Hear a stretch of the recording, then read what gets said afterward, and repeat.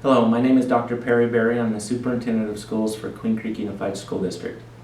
Student and staff safety are our #1 priority, and we work closely with MCSO to ensure that this goal is met.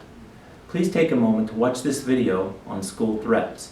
We hope that this information empowers you to make good decisions as we move forward.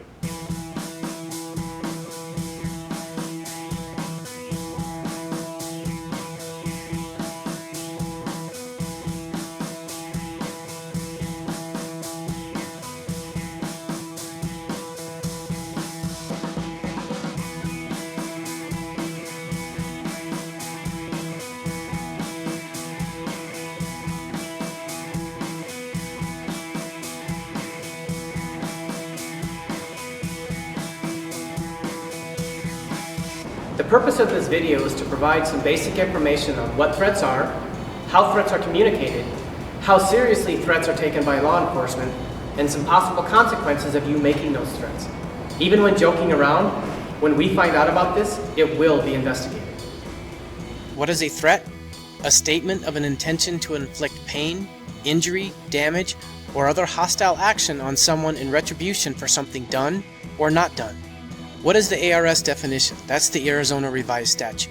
What this says is either by yourself or in conjunction with other people, you're not allowed to cause physical injury to other persons, structures, damage, or do anything that could be considered a threat. Doing any of these things can cause the school to stop functioning as it normally would. School violence, like all violent crimes, involve a motive, a method, and a means. And here is a definition for each of these. Threats can be classified into 4 different categories: direct, indirect, veiled, or conditional. There are various types of threats, which can include a bomb, a chemical threat, or those by a terrorist. How are threats presented? As you can see from this list, even a person's body language could be perceived as a threat. The next few slides are real examples of threats which were investigated, and you can see the various ways they were communicated. Fortunately, most threats which are investigated are empty. They could be someone who is unhappy with something and they are lashing out or expressing their anger about something. But understand, even these are taken seriously and will be investigated. These are some of the different ways you as a student can get yourself into trouble. At the completion of the investigation, you may not be facing criminal charges or be arrested, but there may still be consequences on another level. This is a real-life situation which took place involving a student and a school. What the student apparently failed to realize is what he created as a hoax was not a joke to the school or law enforcement. This student's actions not only had immediate consequences, but could very well lead to various types of long-term consequences throughout his life. Don't think that what you did today will be forgotten, as we have up to 7 years to investigate this. And you think you're too young?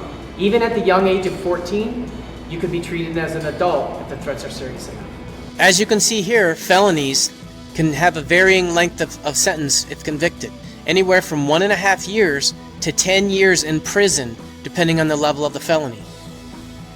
The county attorney has a choice of what they want to charge a 14, 15, 16, or 17-year-old. What type of offense? A juvenile? Felonies? Yes. Here you can see varying degrees of punishment for a misdemeanor, 30 days up to 6 months. How seriously do we take threats against anything related to a school?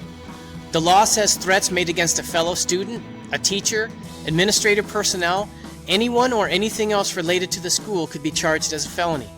Is that serious enough for you to rethink saying something or doing something which could result in a lifetime of consequences? Because you delete something, remove something, erase something, or it auto-deletes itself, it doesn't mean that it's gone forever. It can be found. Do you remember those true or false questions at the beginning of this presentation? What are your answers now? Are they the same? And is it worth it? Thank you for your time, and remember what you were told at a very young age. Think before you act.